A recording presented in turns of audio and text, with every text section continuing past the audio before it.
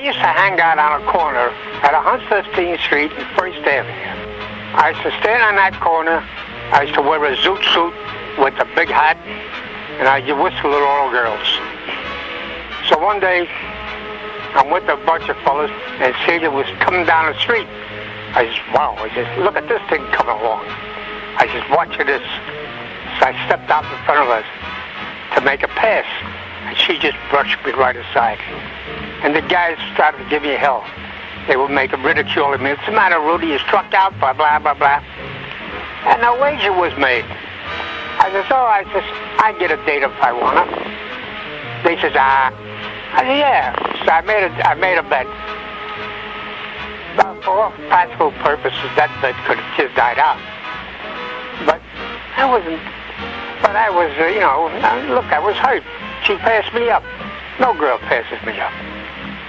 So I thought.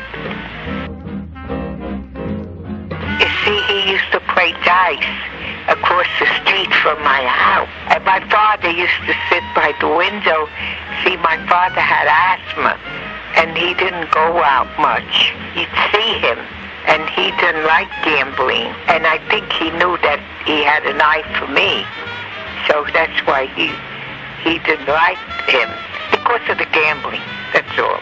He didn't know nothing else about him, just that he saw him gamble. You see, he used to sit by the window. He was a sick man. And when he looked down, he'd be looking down at all the boys, what they're doing. And I would be, shooting crap, horsing around, and he'd see that. And of course, he didn't like what he'd seen, and of course, he didn't want his daughter to be involved. That's all it really was. And I wanted to say this. I was bad, no question about it. Continue, Celia. Well, the girls used to tell me that he had a bad reputation. But you see, with me, he showed a lot of respect. Because, like I said, he understood where I came from.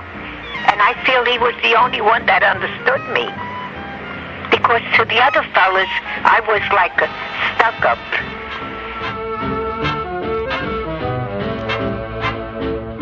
When I come out of the Army in 1945, I was home maybe 2 weeks. My father told me to get out. Because he had a fight with Sammy. So I had to get out. So I got a couple of rooms. I got rooms in Long Island. And I lived there for a few years. And then I was starting to do all right. I asked my brother if I could come with me and to ring Celia's bell, told Celia to come down. So she came down. And of course then I asked her to marry me. And she wouldn't marry me unless I went home first. So I had to go home. Well, I told him that he had to go back to his house and march out of his house. I had to bring the honor in the family because I had to have a church wedding. He was willing to go to City Hall and get married. I could not do that. And not only that, he had to go back to his family. It just had to be the right way. And I went with him to 116, that's where they lived. And we went up the steps, and he said, and I remember the words he said, "Am I welcome?" And then everybody started crying. Yeah, who answered the door? There was your sister. I think she really answered. If mother and father came out, they all were teary-eyed. But I tell you this, I would have never gone home if it wasn't for her. No way in God's hell would I have gone home, but I went. And of course then I asked her to marry me, and she did. And she's been suffering ever since. We didn't have no big wedding. Rudy's mother and father, we had that wedding at their house. At the 2 floors. The older people were on the lower floor, and the young ones went upstairs. Because she had 2 apartments. She had sandwiches and wine, and drinks. And I brought my confettis with a heart because it was Valentine's Day, and I ordered 3 big trays of cookies, Italian cookies, at the pastry store those years for weddings. 2 went over Rudy's house, and 1 went out my mother's, because I felt that my mother would get company the next day, and she could give the people, cookies. And did all of the family go to the wedding? Yeah, everybody was there. My father, during the Depression, had to eat a living.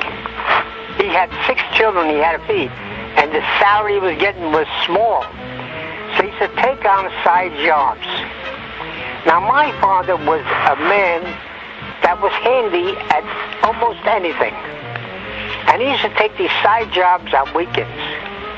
And he used to take me to help him on his side jobs. As much as I didn't want to go, because I wanted to stay behind and play stickball in the street and everything, and I would help my father. And I would help him, say, to renovate an apartment, tear down walls, rebuild walls. Hence, my start into the building industry. That was the beginning. When World War II ended, I got a job with National Construction Company as a common laborer. And from the common laborer, I became a Class 1 carpenter. From a Class 1 carpentry, I became a supervisor for the National Construction for the next 20 years. And then I decided to build myself a house in Long Island, and I built it on weekends. It took me 2 years. I built it on weekends. And when the house was finished, Celia told it to me and said, oh, hell, Rudy, let's move in. And I moved in. And then my life started in Long Island. Remember one thing. I never went to school. I only did elementary. At 16 years old, I was traveling around with a carnival. At 17, I was hoboing. Then World War II come around. And I went away for another 3 years. I come home, then I was thrown out. And I was away for another 2 years. I'm a survivor. You understand? You could throw me in the ocean, I'll probably survive. Oh, I don't know about now. I'm talking about those years. At that time, he was like a very bitter man. He had to harden up. If he wasn't the way he would have died. You got to be strong to do all that. You got to be tough. Me, I could die for any little thing. Somebody hurts my feelings. Remember, I was a soldier. I did 3 years in the goddamn army. I went through Africa. I went through Italy. I went through France. I went through Germany. I was climbing a mountain in Austria when finally the war ended. I was a frontline soldier. Can you picture the army that's fighting a war? You got the guys on one side. I was the guy on the side shooting at the other one. Right? I was in the front of the front of the front of the front. And I made it. I think I had more chutzpah than anything else. Armand knows. He always said that Rudy had the hardest life. That's the story of my life, Gary.